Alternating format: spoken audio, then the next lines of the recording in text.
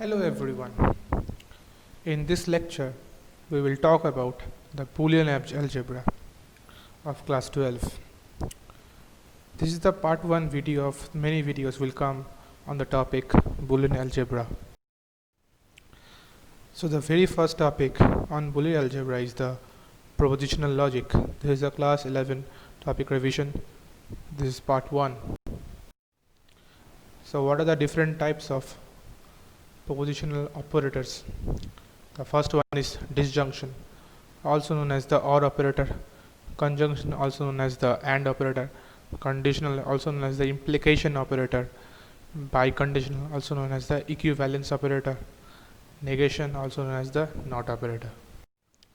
So what do you mean by a disjunction? Disjunction is basically an OR operator which just adds the values of operands. It is also sometimes denoted by plus, and most commonly in your question paper you will see it is being denoted by V symbol. It says that if any one of the values of operands is true, then the output will be true. So here 0 means false and 1 means true. So you can see in the truth table P and Q has the values as following written on the slide.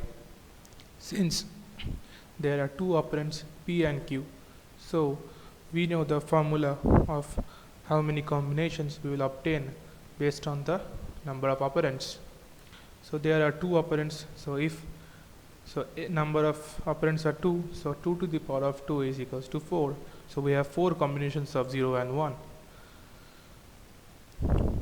0 plus 0 is 0, 0 plus 1 is 1, 1 plus 0 is 1, and 1 plus 1 equals to 1. The next one is AND operator or conjunction operator. It is denoted by dot, also sometimes denoted by AND, as it is self-explanatory for AND symbol and the inverted V symbol. What does the AND operator says? It says that if any one of the condition is false, then the output will be false. So it's trying to say that if both of the operator has to be true, then only the output will be true. It basically multiplying the values of the operands. So 0 times 0 is 0, 0 times 1 is 0, 1 times 0 is 0, and 1 times 1 is 1. The next thing is that is NOT operator. It is shown by the tilde symbol, or sometimes it's shown as in the programming languages we already have seen, that is as the exclamation sign. What does it do? It just reverses the whatever input is fetched.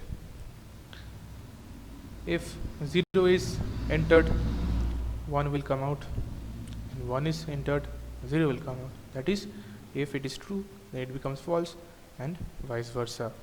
It just reverses the intended result. The next thing is the conditional operator, also known as the implication operator, denoted by the equal to followed by the greater than sign. Here P is called the proposition and Q is called the antecedent. So the P proposition is also sometimes called antecedent and Q proposition is called consequent. So P implication Q means is that tilde P plus Q. What does it mean? Negation of P plus Q. Let us see in the table. 0, 0, we getting the output 1. So 0 tilde is 1 and plus Q is 0. So 1 plus 0 is 0. If there is any confusion, there is a next table to understand more greatly. So 0, 0, 0, 1, 1, 0, 1, 1. So first thing we have to do is invert the value of P. So for the first, you can see in the first column it is a 0 is shown. So 0 becomes 1, 0 becomes 1, 1 becomes 0, and 1 becomes again 0. Then we add the values of negated p plus q. So 1 plus 0 is 1, 1 plus 1 is 1, 0 plus 0 is 0, and 1 plus 0 is 1. Then comes the biconditional operator, also known as the equivalence operator. It is denoted by less than, followed by equal to, followed by greater than sign. Similar to the previous slide, P is the proposition, P proposition is called antecedent, and Q is called the consequent. So what does it do? So basically this proposition is trying to say that if